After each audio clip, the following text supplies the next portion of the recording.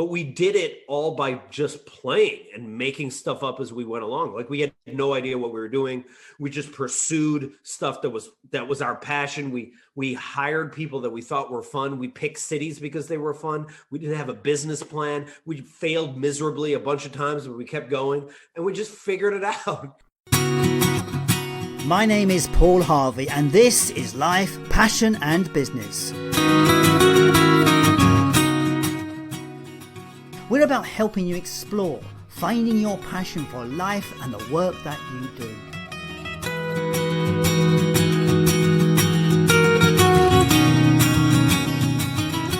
But it's so much more than that. It's about finding clues to the big life questions. What does it mean to be successful? What is the meaning of life?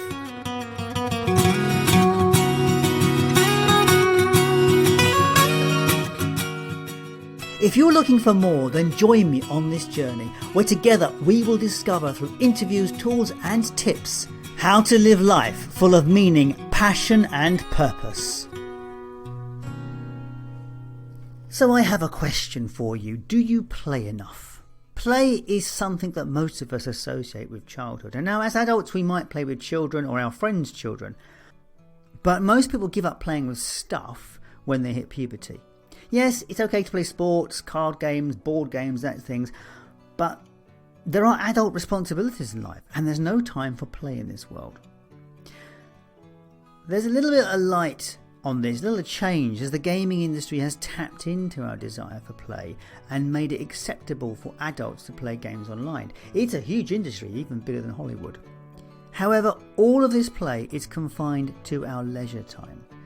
And the difference with children is that playing is the day job. But what if we've got it wrong and play should be part of our day jobs as adults? My guest on the show today is Jeff Harry, and he is a play coach. He shows individuals and companies how to tap into their true selves to feel their happiest and most fulfilled by playing. When Jeff was a young lad in high school, he saw the movie Big with Tom Hanks. A man that got to play in a toy shop, and thinking that that was a job, he started writing to toy companies. He tells me he was spamming before spam was a thing.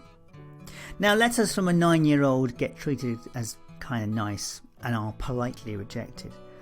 But that did not stop him and he just kept writing.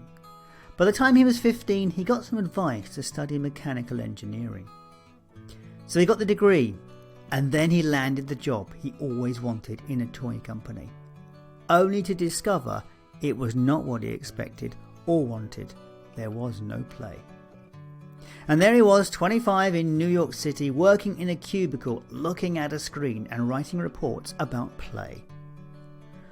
And then 9/11 happened, and it seemed like a good idea to leave New York.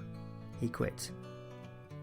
He moved to the San Francisco Bay Area and he found a job, possibly the perfect job, building stuff with Lego. And over the next 12 years, he turned that job into the largest Lego-inspired STEM organisation with over 400 people just doing creative stuff. Our conversation is the story of how Jeff took play into the business world. While working with companies like Google, Microsoft, Southwest Airlines, Adobe, the NFL, Amazon and Facebook, and it was all about helping their staff to infuse more play into the day-to-day work. Jeff has become an established international speaker talking about the virtues of play in business and how it creates happy employees. He was recently listed by Bamboo HR and Engagedly as one of the top 100 HR influencers of 2020 for his work on organisational development.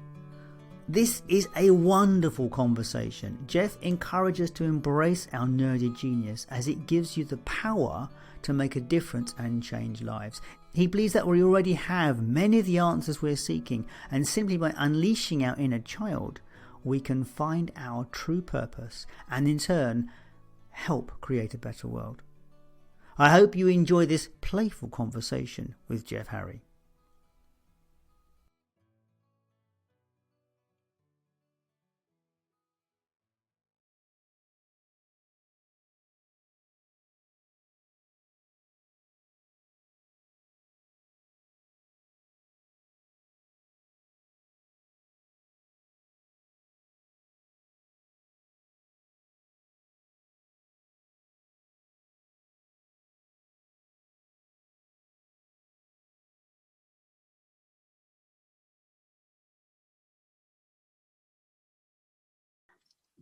Welcome to Life, Passion and Business. I am so happy today because I am with Jeff Harry, and he's a positive psychologist, but get this, he's a play coach. And if there's nothing better in the world than learning how to play, this man will probably tell us how, because play is so important. So Jeff, thank you for being here today and sharing your life with us. Yeah, I'm so amped about this. He's sporting a rather nice bow tie today. Not that you can see that, of course, this is radio, but it is wonderful to see he's making the effort. Whereas I'm just in my Zoom outfit. So, Jeff, this is Life, Passion and Business, and we're all about this journey that we are all on called life. So, how did you discover your passion for life?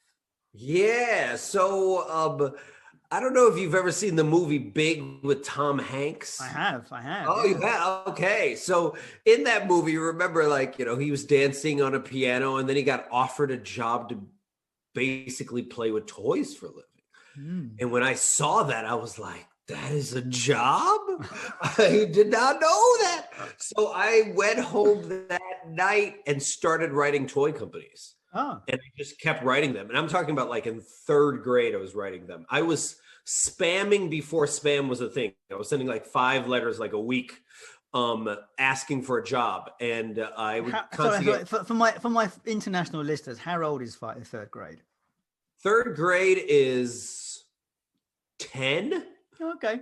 No, actually it was like, 8, 9, 10. Yeah. Okay. So these letters would be taken as sweet when they were arrived. Yes. So I'm writing this on a word processor, sending them, getting rejection letters back or nothing. And then I kept writing them all the way through sophomore year, which would be like 15. And then I got a letter back from a toy company telling me to go to mechanical engineering. And I should have never listened, but I did anyway. Went to mechanical engineering, graduated, and then got into the toy industry. Wow, result. You got what you wanted. Right? Results, like the dream came true, or that's what I thought. But I don't know if you've ever gotten what you wanted. And when you have arrived, it is nothing like you expected it to be, and this was so boring, man. There were no play, no fun, no kids, no toys, no high fives, just like cubicle walls that were padded. And I there's only other certain institutions that also pad their walls. So I'm like, what am I doing here? And I had my quarter life crisis. I was 25 or around 25, actually even younger. Maybe I was like 20. So what were you involved? What were you doing in the toy industry? Because I mean, that's part of it. So, I was writing reports. We would make reports that no one would read. That's literally what I did. We do analysis on some toys or how something was working, and then we'd submit a report, and then no one would read it, and then we'd do it again, and we did it again. It was just like a BS job, and I was like, this sucks. And I was in New York, and 9/11 happens, and I'm like, I don't want to die in a cubicle. So I left New York, came to the Bay Area, San Francisco Bay Area, piddled around for a little bit, trying to figure out what to do with my life, read a bunch of purpose books, right? And then I bumped into an organization on Craigslist, which is like this weird website that sells furniture and missed connections, but they also offer jobs there. And I found a job that was teaching kids engineering with Lego. Ooh. And they were basically just playing with Lego, and it was 7 people, and it paid me $150 a week, which is probably only 120 pounds. And it was like a joke of a job, right? But it was fun, and you got to play for a living. Yeah.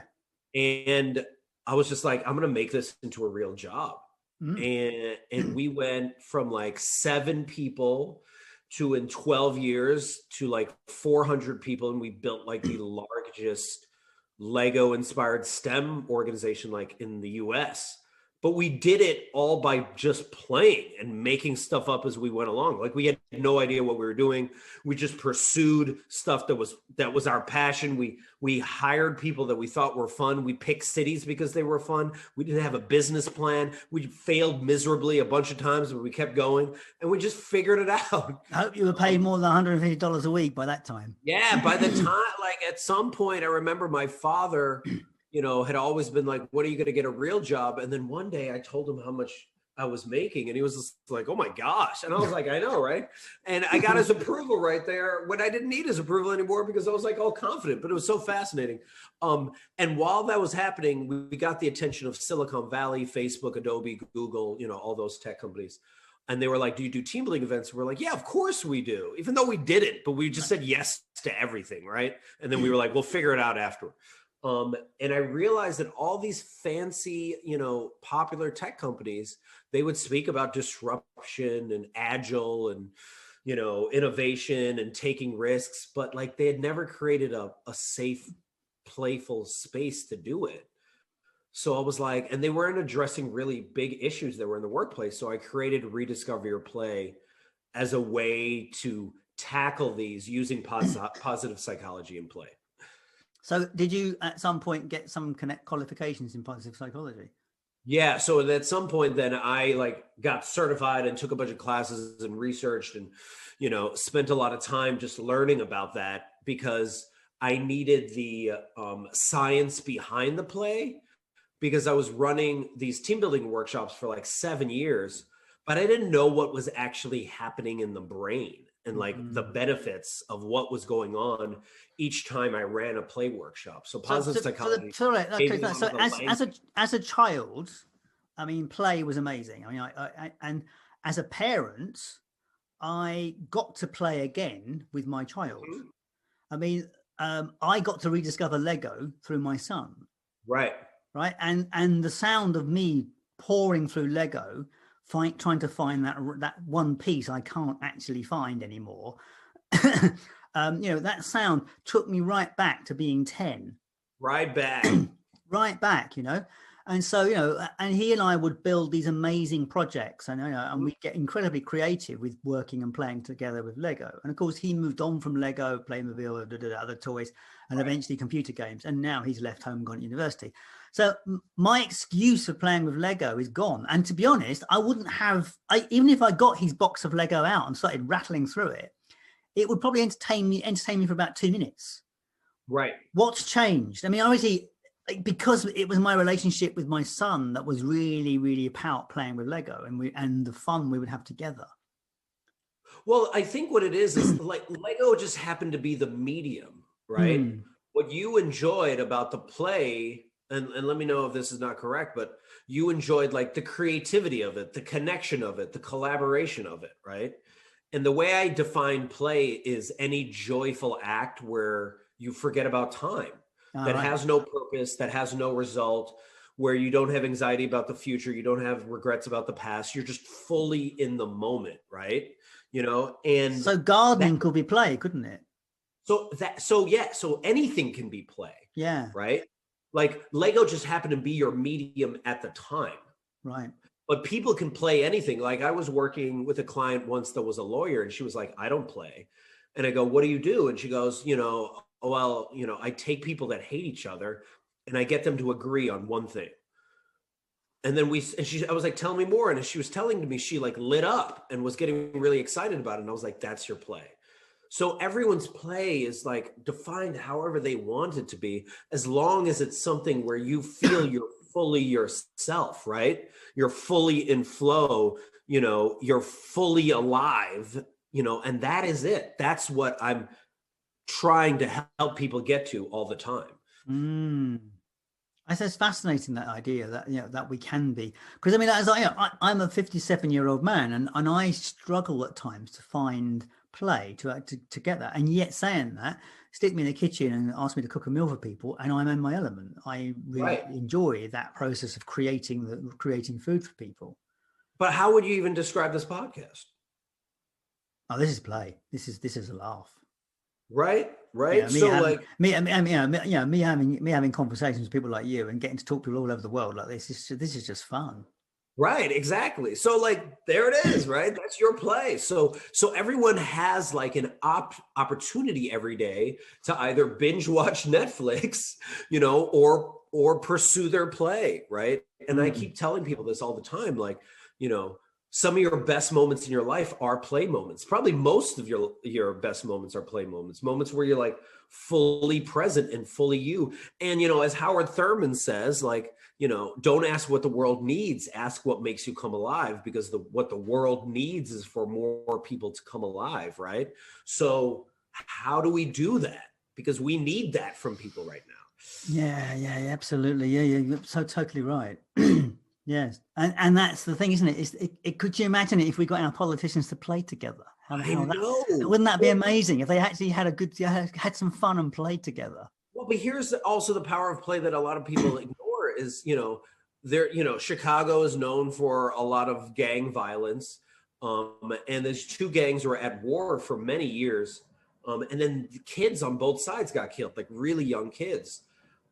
So they decided to build a playground together. So these two gangs that had killed so many people on both sides built this playground and then had a ceasefire, and then started having their kids go to the same playground and play with each other. And then they realized where they had commonalities. So like if play can, like, heal a community, right? Maybe stop a war. Like think about, oh, I love this one, Christmas in the Trenches. Do you know that story? Yeah. Right? Like, Germans and English on both sides, World War One. They had a lot of problems in that war, in terms of that the soldiers wouldn't kill each other. Right. So what was happening is they were deliberately missing each other. They were deliberately not shooting each other. Exactly. Right. So like they started singing Silent Night and, in German and English. And then they came out and played soccer together and like traded chocolates, all this stuff, and then when they went back, what you said, right? They didn't want to shoot at each other. But what's interesting, I learned more about that on the line, on that same firing line. There were certain places where people played, right, or stood up to play, and they got shot. So some places people actually connected, and other places people did not trust each other and didn't. But it was interesting how it was all about creating humanity. And then in World War II, they made sure that would not happen. So from then on, they fought on Christmas, every Christmas, because they didn't want people to fall for that nostalgia. So play can cause a war to stop, even if just momentarily. That's the power that it possibly has. Like, that's magical. Why would so you've taken this, by the way, you've taken this all over the country by the sounds of it, in this company that you've got. Yeah, actually, even around the world. Like, I ran a workshop called Dealing with A-Holes at Work Through Play, right? With my friend Gary Ware. Talk about a workshop where we made it, and then we were like, no one's ever going to say yes to this. And then some of the top conferences said yes. And we were like, oh, crap. We got to figure this out now, right? we didn't have anything. And then we were like, oh, we got to make something. Well, that's classic. That's classic marketing. That's classic marketing. Sell something you don't have and go and make it afterwards. Create it only after the fact. You were just like, oh man, what did it be promised? What's in the description? I got to figure this out. Right? So, we ran this at I remember being told, Gary told me, he's like, hey, we got into inbound. And I was like, what's an inbound? And he was like, it's the largest marketing conference in the world. And I was like, oh, crap. So, we ran this workshop in Boston, and then it gave us boldness to start applying abroad. And we got into this conference called Australia's Pause Fest. And I remember going there and running this workshop. And while we were running it, people were laughing because it's play, right? People are laughing. People are crying because a lot of times whenever we run workshops, one of the biggest things people want to hear is that they're not alone, right? And there were so many people in that workshop that were like, I left a job I loved because of a toxic person. And then someone else was like, so did I. And it was like, oh, man. So using play as an opportunity to be like, okay, let's try to solve this really challenging issue. Let's help people practice what it's like to actually have a hard conversation. Because if you think of work, you're working 40 to 50 hours a week, right? But you never get to practice anything. You don't get to practice how to have a hard conversation. Barely do you get to practice like presenting. You only get training for a certain period of time. And that's one of the things people need to practice is how do you have a difficult conversation? How do you confront someone and address their behavior without attacking their character? How do you do that? So we show a lot of people that through role playing because we want to like make a more enjoyable, effective, inclusive work environment for people to go to work in. Sounds brilliant to me. So what have been your challenges with it? What have been your personal challenges with this whole idea, this passion? Have you always led the passion challenge? Wait, have I always led have you always been able to follow your passion? I mean, obviously that point, the job sucks, as you said, you left it. It sounds like you found you landed on your job, I just left. like I remember once I was sitting, at a job that was paying me $40,000 a year, which I don't know how that computes. Maybe that's 35,000 pounds or something. Yeah, it's quite a good paid job. And I was like, oh, wow, this is a really great paying job at the time, right? And my sister was in town and they were like, yeah, you can't hang out with your family. You have to do this job. And it pissed me off so much. And I guess I wasn't very happy at the job, so my work wasn't the best. And they were like, you know what, if, you're either going to have to improve your work or you're going to have to go another route. And I was like, another route? I remember contacting my girlfriend at the time and my friend, and I was like, yeah, I think I'm going to quit. And they're like, yeah, quit that job. You don't like that job anyway. You've been there 8 months. You hate it. So I remember going back in and being like, you know what? You should go another route. And I just took off my lanyard and just handed it to them. And I was like, works in the drawer. Peace. Because I was like, why am I wasting my time for only $40,000 a year? I was like, I'm selling my soul for this.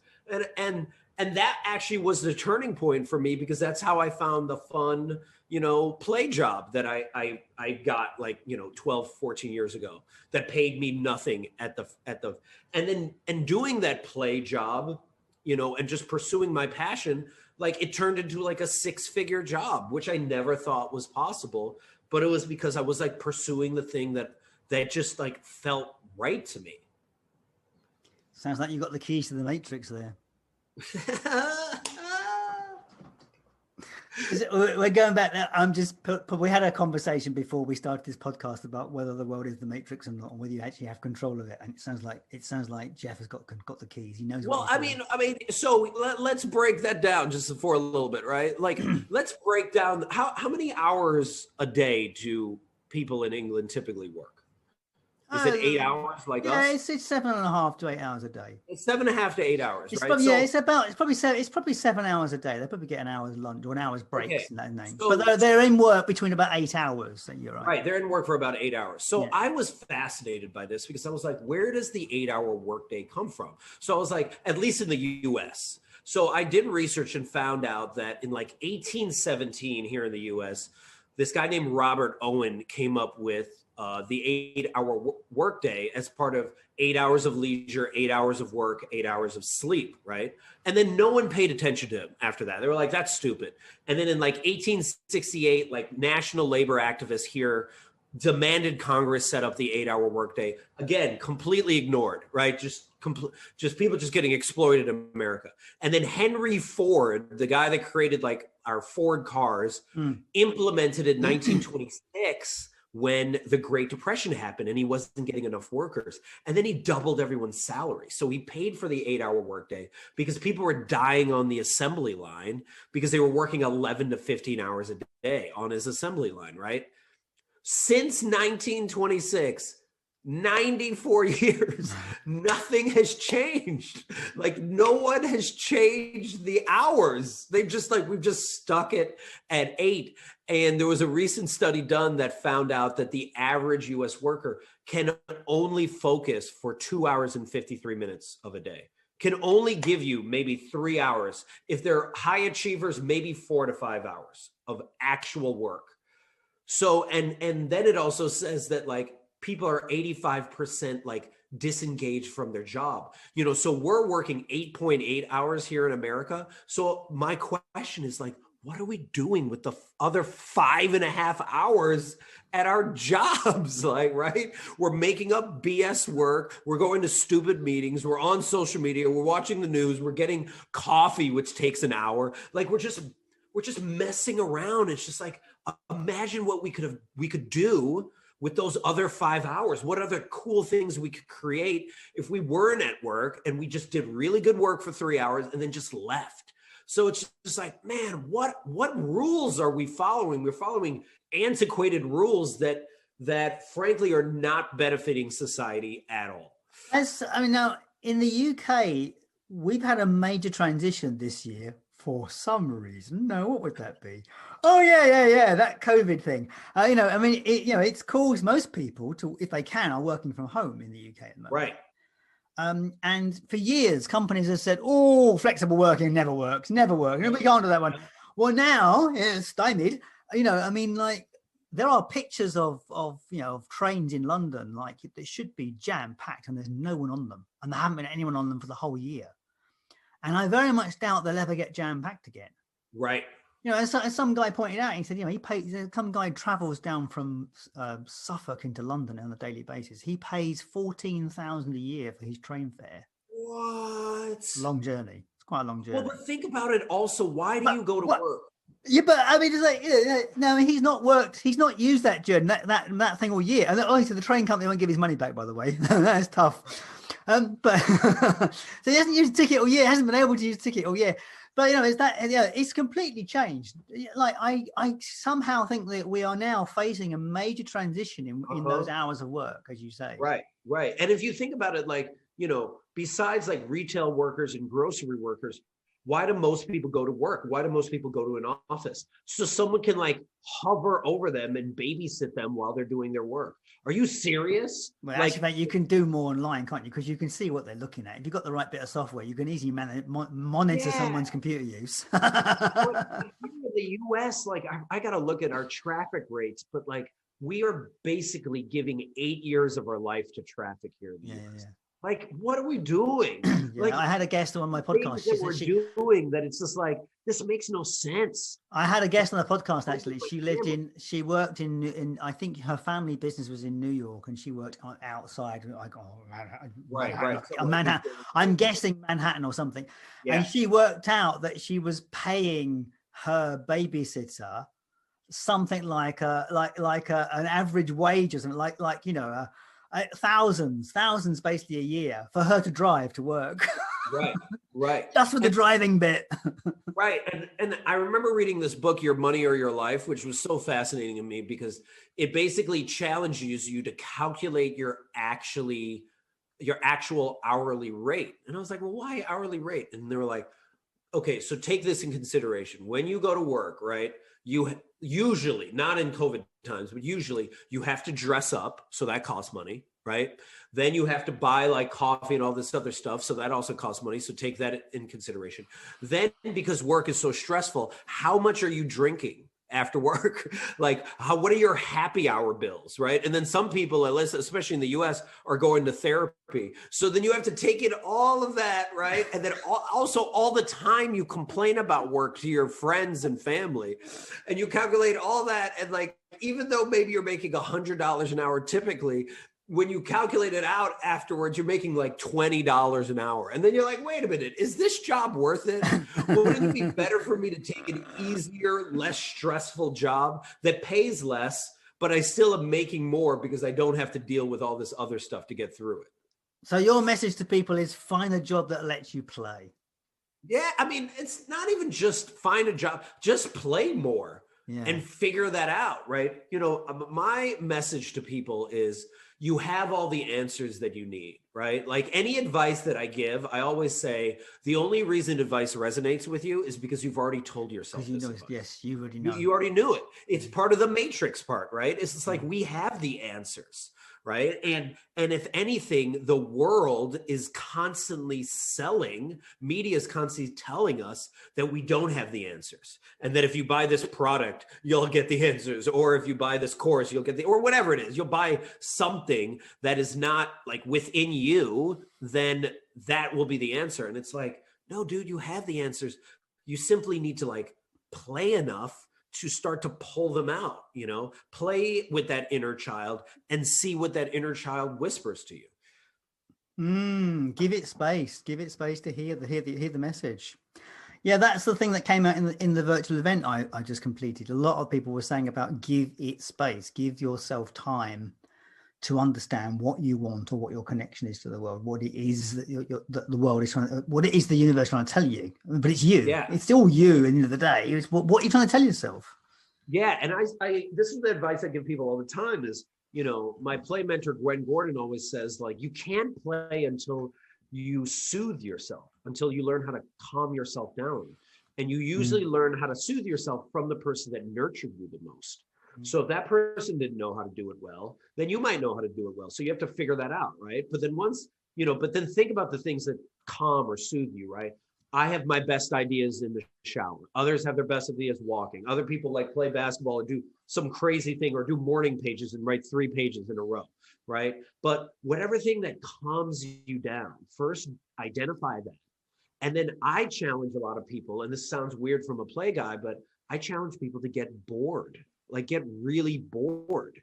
And what I mean by that is like, stop binge watching Netflix for a little bit. Stop, you know, being on social media.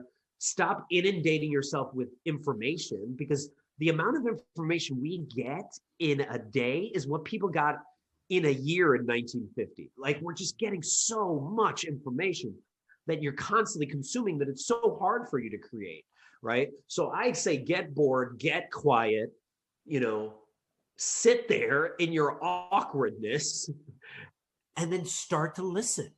And that inner curiosity, that inner whisper, it's going to be super quiet, is going to be like, start that podcast, create that video, you know, reach out to that person you always want. You say that. I mean, that is one of the things in a lot of the parenting magazines for children. It's like, you know, when a child says they're bored, let them be bored, because so parents get panicky about kids being bored. But certainly, and we found it with my son, it's like he would come and go, I'm bored, or something, and say, well, just go and sit in your playroom for a bit and just sit quiet for a bit. And he would kind of go in there, he would sit there. And of course, eventually curiosity would take him into his toy box, and then boredom was gone. You know, that was it. Right. We don't need to edutain, you know, people, our kids all the time. Like, think about it. Your best ideas as a kid came when you were bored. You actually had to sit in the pain and boredom enough to be like, what should I do with this stick in this mud, you know? And then you came up with a crazy new game, right? So like there's magic in that. And to actually listen to that, because I think for the longest time, we've been trying to be adults and trying to be professional and trying to figure out like what's right and what's wrong and should not. And, you know, and it's like, if 2020 has taught you anything, it's taught you that all of that is BS and that no one knows what they're doing. And we're all making it up as we go along, right? So being that we're all making it up as we go along, why wouldn't I be listening to myself? I am the expert on myself. So why shouldn't I be exploring that instead of looking to the external world to tell me what to do? That sounds perfect. So as the expert on yourself, what does success mean to you? Success means to me to be paid to be me. Oh, you say a bit more about that one. Yeah. So my business mentor, Stephen Worley, would say, don't you want to get paid to be you? And I was like, yeah, that sounds amazing. Imagine just getting paid to just be yourself. Like most of the people on TV are paid to be themselves, aren't they? Certainly all the anchor people and that sort of stuff. Think of like thought leaders or people on stage or some people that you admire. They're just being themselves, and then people are like, "I just love being you, so here's some money." And it's just like, that's what I want. Yeah. That's what I would want for anybody, to like not have to fake it, right?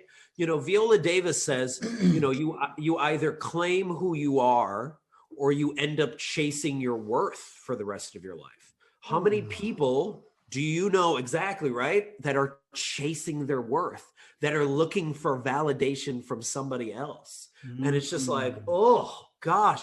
And then one of the biggest regrets of the dying is living, choosing to live a life that someone else wants for me instead of choosing to live my own life.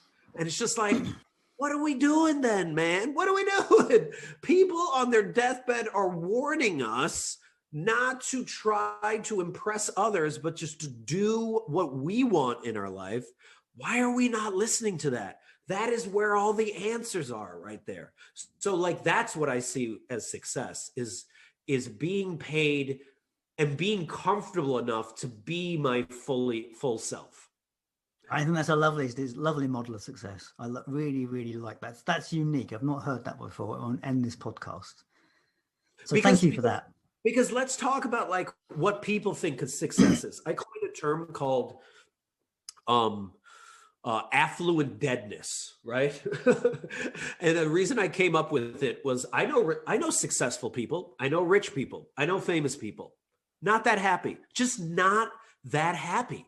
Many of them quite miserable, actually, because they thought the affluence, they could buy anything in the world. They can travel anywhere in the world. They can do whatever they want. And instead they suffer from affluent deadness. Like you can see it in their eyes. They're either worried they're going to lose all their stuff, or they might have a net worth of 5 million, but somebody has a net worth of 10 million, or they just are bored, but not bored in a good way. Bored like, I thought I'd be happy when I got up here. And they're just sad because they are like, I'm not happy. And then they post on Instagram how they're doing all these amazing things. And then I talk to them afterwards and I'm like, what are you posting? You're not happy. And they're like, yeah, but I just like to post it because then I get the likes and the stuff like that. So they are selling a lie to all of us that they're happy. And then we're striving to get up there only to be disappointed when we get up there. So nobody then is happy. But the person that actually is fulfilled and full of joy is the person that is comfortable just being their nerdy, weird self. So why wouldn't we be figuring that out and playing more in the moment? Because those are the people that I find that have the most joy.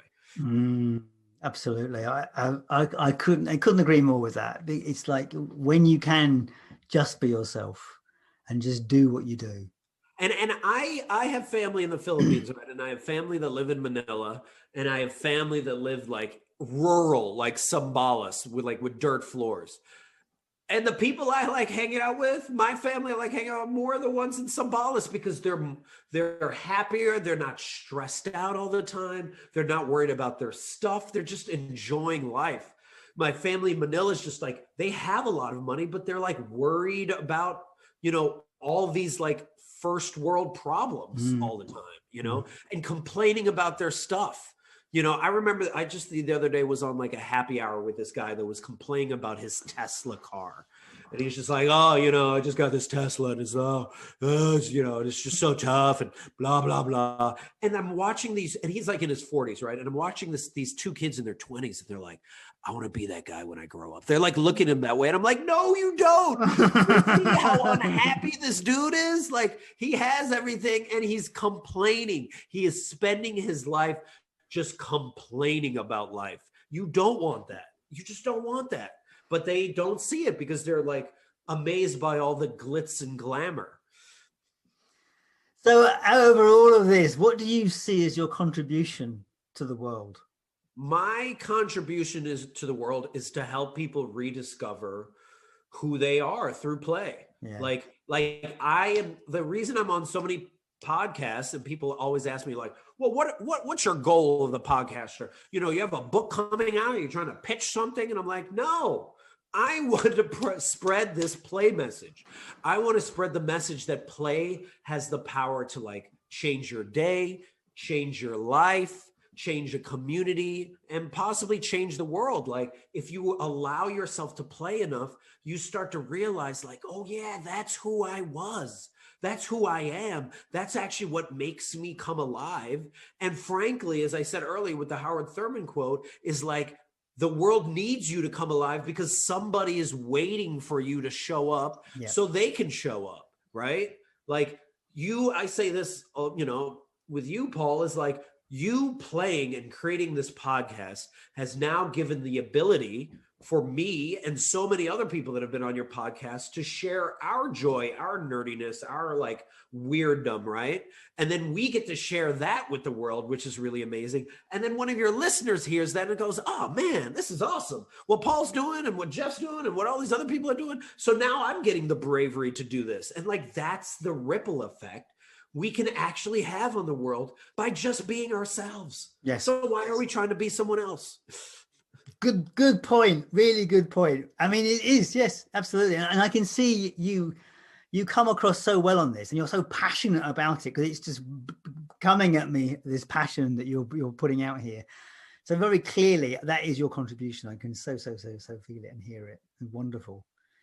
So we're coming to the end of our time together. We're a little bit longer, but not that much longer. But so there's this question that I ask all of my podcast guests. And it's a strange one, really, and it depends on how I word it. But we'll word it this way today. What is the one question that I should have asked you, but I didn't? Ooh. So I've heard this recently. There's a guy named Jim Quick that talks about, I forgot how he says it, but he asks the question of what is I forgot what it was, but it was something about what is your magical question, something to that effect, right? And he was asking this of Will Smith. What is the magical question that you always ask yourself whenever you want to like change your day? And Will Smith said, I'm always trying to figure out how I can create, how can I make this moment even more magical? So like when he's like on set, right? Or he sees a fan, or he's doing something, he's constantly asking himself, how can I make this moment more magical? How can I make it so memorable for this fan, for this audience, for whoever it is? And he's constantly asking himself that question. And I'm like, ooh-wee, I love that. So I guess the question that I would have you ask me is, what is that question for me? Like, what is that powerful question for me that makes me step my game up during the day, which I don't even know the answer to. Oh man, this is gonna be hard. Yes, set yourself up there. Yeah, if I was to think of what that question is but what is it that sets up your day? That's a good question. I think the question that I ask myself is, how can I bring more play into the day? How can I bring more play into this moment? That's really it. Is this play? This is play for you, isn't it? This is play for me. This is totally play for me, right?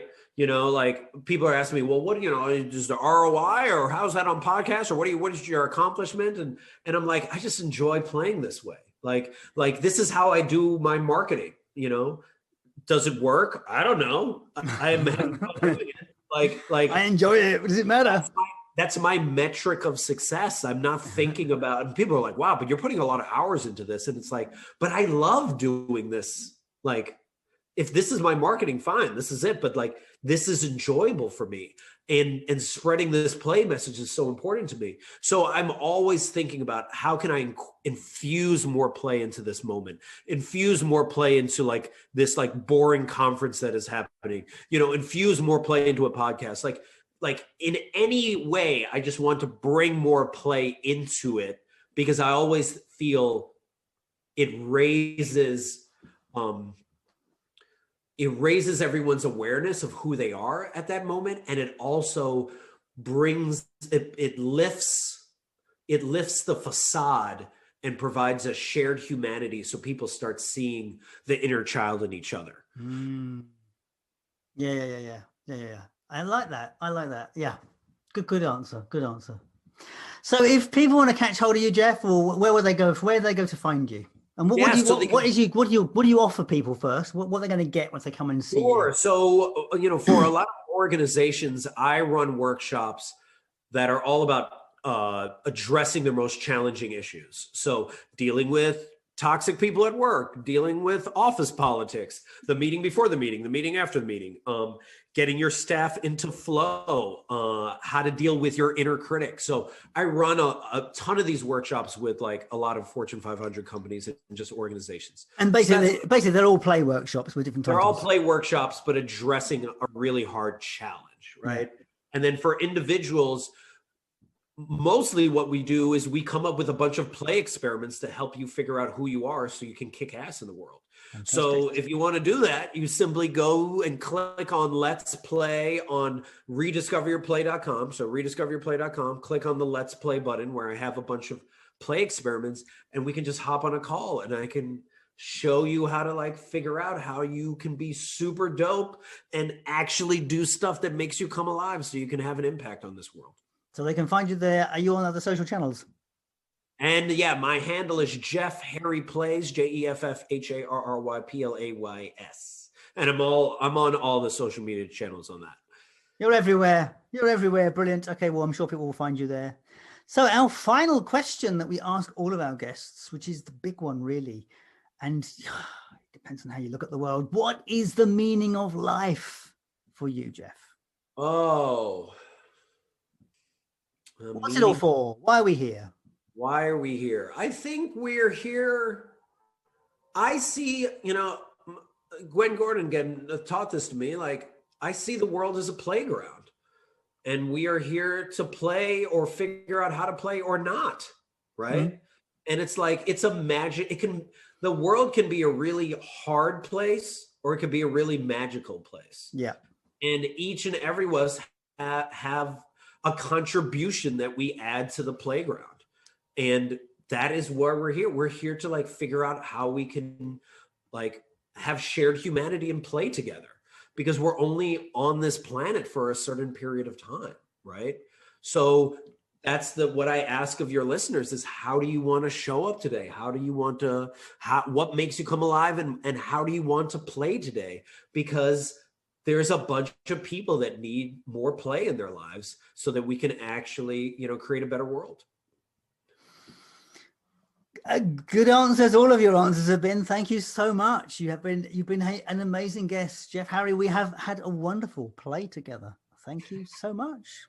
Thanks so much for letting me play. I appreciate it. Take care. All the best. And that was Life, Passion and Business with Paul Harvey and my guest, Jeff Harry. Do check out Jeff's social links and connect with him. You'll find him on LinkedIn, Twitter, YouTube, Instagram and TikTok. And the links are in the show notes or at the website lifepassionandbusiness.com. And that is it for this week. My final thought for this Christmas season is be kind to all. And most of all, be kind to yourself. It is a reflective time of year, and for those of us in the northern regions it is cold and dark, and a good time to snuggle at home with a book or thoughts for yourself. See, I use this time to find inner wisdom, and much of that was explained on our recent event, Spirituality, and in the Advent Christmas Journey. And of course in previous podcasts. So if you're interested in that sort of thing, do check that out, because the things will be in the show notes above. If you're looking for more answers about life and about how the podcast works, the 5 Questions Workbook is a very good place to start. It's a free resource. You will find it at the website, but the links are in the show notes. You'll find it under the Publications tab in the website. So thank you for listening and being part of this amazing journey of life, passion and business. It has been an amazing year for us, what with 3 events. I will be talking more about that in my Sunday reflection. So do stick with us, because 2021 there'll be lots more to come. Anyway, thank you for listening, and I will catch you later. All the best.